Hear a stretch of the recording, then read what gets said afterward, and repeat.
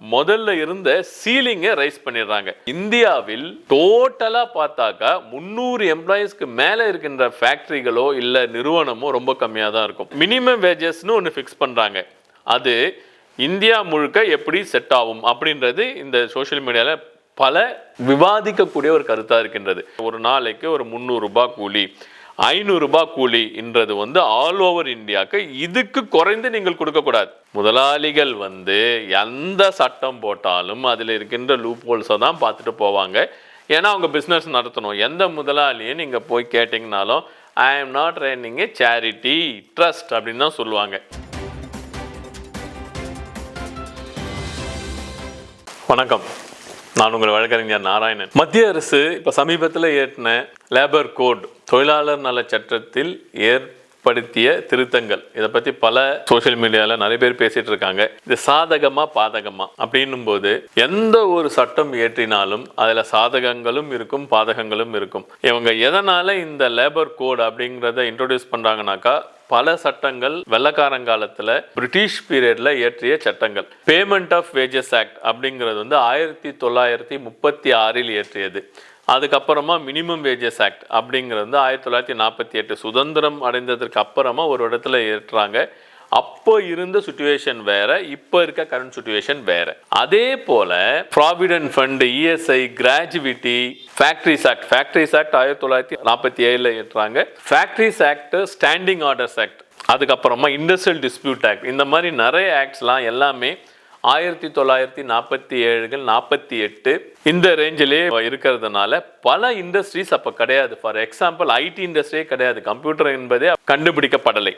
இப்போ நிறைய இண்டஸ்ட்ரீஸ் வந்துச்சு, டைப் ஆஃப் ஜாப்ஸ் சேஞ்ச் ஆயிடுச்சு. அதனால இப்போ இருக்கின்ற கால சூழ்நிலைக்கு ஏற்ற மாதிரி இந்த சட்டத்தை மாற்றணும்னு சொல்லி கவர்மெண்ட் மாற்றிருக்காங்க. இதில் கண்டிப்பாக சாதக பாதகங்கள் இருக்கத்தான் செய்யும், இல்லை என்று நம்மளால் கூற முடியாது. அதில் இருக்கின்ற சாதகம் என்னன்றது கவர்மெண்ட் சொல்கிறாங்கனாக்கா, எல்லாருக்கும் ஈக்குவலான வேலை வாய்ப்பு, ப்ராவிடென்ட் ஃபண்ட் எல்லாருக்கும் இருக்கும். மரபு சாரா தொழிலாளிகள், அதாவது இந்த ஸ்விக்கி, ஜொமேட்டோ இந்த மாதிரி டெலிவரி கொடுக்குறாங்க பாருங்க, அவங்களுக்கும் இதில் பிஎஃப்எஸ் எல்லாம் பிடிக்கணும் அப்படின்றத சொல்லியிருக்காங்க. இதெல்லாம் ஒரு நல்ல சட்டம். இல்லை எங்கே ட்ராபேக் வருது அப்படின்னாக்கா, முதல்ல இருந்த சீலிங்கை ரைஸ் பண்ணிடுறாங்க. முதலில் 100 எம்ப்ளாயிஸ் இருந்தனாக்கா ஒரு ஸ்டாண்டிங் ஆர்டர் போடணும். 100 எம்ப்ளாயிஸ்ங்கிறது ஒரு ரியாலிஸ்டிக்ஸ் கிரைட்டீரியாவாக ஃபிக்ஸ் பண்ணியிருந்தாங்க. ஃபார் ஃபேக்ட்ரிஸ் ஆக்டாக இருக்கட்டும், ஸ்டாண்டிங் ஆர்டர்ஸ் ஆக்டாக இருக்கட்டும், இண்டஸ்ட்ரியல் டிஸ்பியூட் ஆக்டாக இருக்கட்டும், எல்லாத்துக்குமே இதை ஃபிக்ஸ் பண்ணியிருந்தாங்க. ஆனால் இப்போ அந்த 100ங்கிறத 300 உயர்த்திட்டாங்க.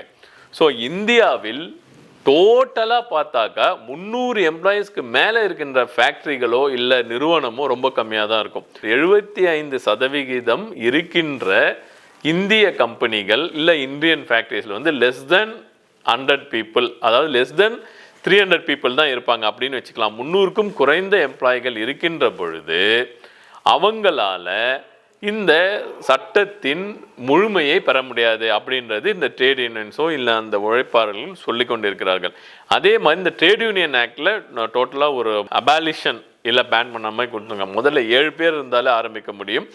இப்போ ஒரு ஃபேக்ட்ரியில் 50 பேருக்கு 50% பேர் நான் தான் ஆரம்பிக்கணும்ன்ற மாதிரி கொடுத்துருக்காங்க. மினிமம் 100 பேர்ன்ற மாதிரி இல்லை ஒரு 50% அப்படின்னு கொடுத்துருக்காங்க. கொஞ்சம் கிளாரிட்டி அது வர வேண்டி இருக்கு. இதெல்லாம் கொஞ்சம் ட்ராபேக்காக பார்க்க முடியுது. அப்புறம் என்ன சொன்னாங்க, புது சட்டம் வந்த உடனே சேலரி குறைஞ்சிடும் அப்படின்றாங்க. அது அப்படி கிடையாது. புது சட்டம் வந்த உடனே ஏன் சேலரி குறையுது அப்படிங்கிறது இந்த நிறைய பேருக்கு இந்த ப்ராவிடென்ட் ஃபண்ட், இஎஸ்ஐ, மற்ற ஷரத்துக்கள் அந்த டிடக்ஷன்ஸ் இது வரைக்கும் பண்ணாமல் இருந்தாங்க. அந்த ஸ்டாச்சுட்டரி டிடக்ஷன் பண்ணும்போது சேலரி கம்மியாகும், இதுதான் உண்மை. அந்த டிடக்ஷன் எனிவே அவங்க அக்கௌண்ட்டில் போய் இங்கே சேர போகிறது. At the time of their withdrawal superannuation benefit கிடைக்கும் போது அதை அவங்க எடுத்துக்கொள்ளலாம். இதில் மினிமம் வேஜஸ்னு ஒன்று ஃபிக்ஸ் பண்ணுறாங்க. அது இந்தியா முழுக்க எப்படி செட் ஆகும் அப்படின்றது இந்த சோஷியல் மீடியாவில் பல விவாதிக்கக்கூடிய ஒரு கருத்தாக இருக்கின்றது.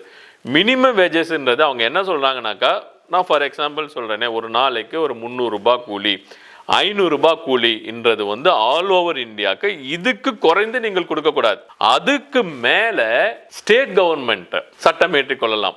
மாநில அரசாங்கங்கள் அவங்களுக்கு ஏத்த மாதிரி இன்னும் இன்க்ரீஸ் பண்ணி கொடுத்துக்கலாம். மினிமம்ங்கிறது இது, அதுக்கு மேல நீ எவ்வளவு வேணா கூட நாங்க கேட்க மாட்டோம் அப்படின்ற மாதிரி சொல்லியிருக்காங்க. அதே மாதிரி வேலைகள்ல கான்ட்ராக்ட் அப்படின்ற மாதிரி அப்பாயின்மெண்ட் ஆர்டர் இல்லாம யாரும் வேலை செய்யக்கூடாது, எல்லாருக்கும் அப்பாயின்மெண்ட் ஆர்டர் கம்பல்சரி அப்படின்னு சொல்லியிருக்காங்க. ஆமாம், இது வரவேற்கத்தக்கது. அப்படி இருக்கின்ற பொழுது கான்ட்ராக்ட்ன்றது வந்து 1 இயர் இருக்கலாம், 2 இயர்ஸ் இருக்கலாம், அதோட கட் பண்ணி அனுப்பிச்சிடுவோம் அப்படிங்கிறது வந்து முதலாளிகளுக்கு ரொம்ப சாதகமாக இருக்கும் அப்படின்னு சொல்கிறாங்க. முதலாளிகள் வந்து எந்த சட்டம் போட்டாலும் அதில் இருக்கின்ற லூப் ஹோல்ஸை தான் பார்த்துட்டு போவாங்க. ஏன்னா அவங்க பிஸ்னஸ் நடத்தணும். எந்த முதலாளியை நீங்கள் போய் கேட்டிங்கனாலும் I am not running a charity trust அப்படின்னு தான் சொல்லுவாங்க. ஏன்னா நான் வந்து பிஸ்னஸ்க்காக தான் பண்ணுறேன், 10 ரூபா போட்டால் 100 ரூபா கிடைக்குமா அப்படின்னு பார்க்கறது தான் பிஸ்னஸ், ஒரு முதலாளியினுடைய மனப்பாங்கு.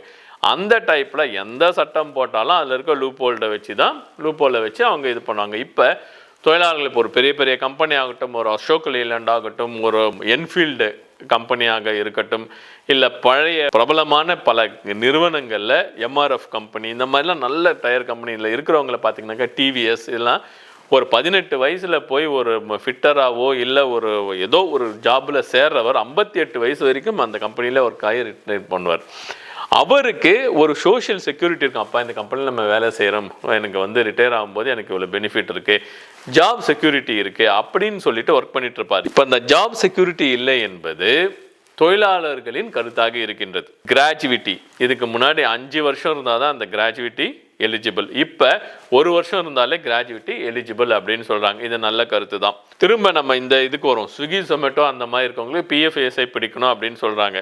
இதை எப்படி வரைமுறைப்படுத்த போகிறீங்க? ஸ்விக்கி ஜொமேட்டோங்கிறது எவ்வளோ பைசா அதிகமாக வச்சு வாங்குறாங்கிறது எல்லாருக்குமே தெரியும். நார்மலாக ஒரு ஹோட்டலில் போய் சாப்பிட்டா இருக்கின்ற அமௌண்ட்டுக்கும் ஸ்விக்கி ஜொமேட்டோவில் நீங்கள் வாங்கி சாப்பிட்ற அமௌண்ட்டும் அதிகமாக இருக்கும். அப்படி இருக்கும்போது இந்த கொண்டு வந்து கொடுக்கின்ற இந்த டெலிவரி பாய்ஸுக்கும் பிஎஃப்ஏஎஸ்ஐ கொடுக்கணும்னா முதலாளி கட்டுவாங்களா, இல்லை நீங்கள் ஆர்டர் பண்ணி வர அந்த கன்வீனியன்ஸ் சார்ஜ் அப்படின்னு சொல்கிறாங்க பாருங்கள், அதில் இன்க்ரீஸ் பண்ணுவாங்களா?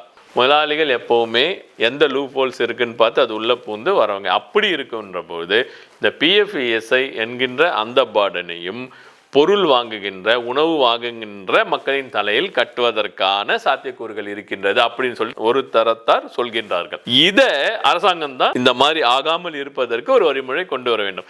இது ஒரு ஓவரால் ஒரு ஆக்ட் போட்டுட்டாங்க. இதுல ஸ்டேட் கவர்மெண்ட்ஸுக்கு ஒரு கன்வீனியன்ட் கொடுத்துருக்காங்க, அவங்க ரூல்ஸ் ஃபார்ம் பண்ணிக்கலாம். ஆக்ட் வேற, ரூல் வேற. ஆக்ட் வந்து ஓவரால் இந்தியாவுக்கு அப்ளிகபிள் ஆகும். அதுல ஸ்டேட் கவர்மெண்ட் சில மாடிஃபிகேஷன் கொண்டு வந்து ரூல் ஃபேக்டரிஸ் ஆக்ட் 1948 ஆக இருந்தாலும் ஃபேக்டரிஸ் ஆக்ட் 1950 ஒரு ரூல்ஸ் ஃபார்ம் பண்ணியிருக்காங்க. அந்த மாதிரி ஒவ்வொரு சென்ட்ரல் ஆக்டுக்கும் தமிழ்நாடு கவர்மெண்ட் இல்லை கர்நாடகா, கேரளா, இந்த மாதிரி ஒவ்வொரு இண்டிவிஜுவல் மாநிலங்களும் அதுக்கு ஒரு ரூல்ஸ் ஃபார்ம் பண்ணி அதில் வந்து ஃபிக்ஸ் பண்ணி அதுக்கேற்ற மாதிரி சட்டத்தை வடிவமைச்சுக்குவாங்க. அப்படி இருக்கின்ற போது இந்த லேபர் ஆக்ட் இன்னும் அமெண்ட்மெண்ட் ஆயிருக்கு. பட் இதில் நிறைய லூப் ஹோல்ஸ் இருக்கு. சில கஷ்டமான ஷரத்துக்கள், அதாவது உண்மையிலேயே லேபர் பாதிக்கப்படுவதாக இருந்தால் அதை அரசாங்கம் திரும்ப மாற்றிக்கொண்டு மாடிஃபிகேஷன் பண்ணுவதற்கான சாத்தியக்கூறுகளும் இருக்கின்றன. அதனால இந்த இருக்கிறது இந்த கொஞ்ச நாள் நம்ம பார்க்கணும். இன்னும் ஃபுல்லாக இந்த லேபர் கோடெல்லாம் எல்லாமே படிக்காமலே ஏதோ கருத்து சொல்கிறாங்க. நாங்கள் இவ்வளோ நேரம் வீடியோ போட்டோன்னாக்கா நாங்கள் ஃபுல்லாக படித்தோம். இன்னும் அதை அண்டர்ஸ்டாண்டிங் பண்ணிக்கிறதுக்கு இன்னும் கொஞ்சம் நாள் ஆகும். ஃபர்ஸ்ட் இம்ப்ளிமெண்ட் பண்ணிட்டோம். அதில் இருக்க ப்ராக்டிக்கல் ப்ராப்ளம்ஸ் என்ன இருக்குது அப்படின்றத அனலைஸ் பண்ணிவிட்டு அதுக்கப்புறமா முழுமையாக ஒரு காணொலியாக இது போடுவோம் என்று கூறி இந்த காணொலியை முடிக்கின்றேன். நன்றி, வணக்கம்.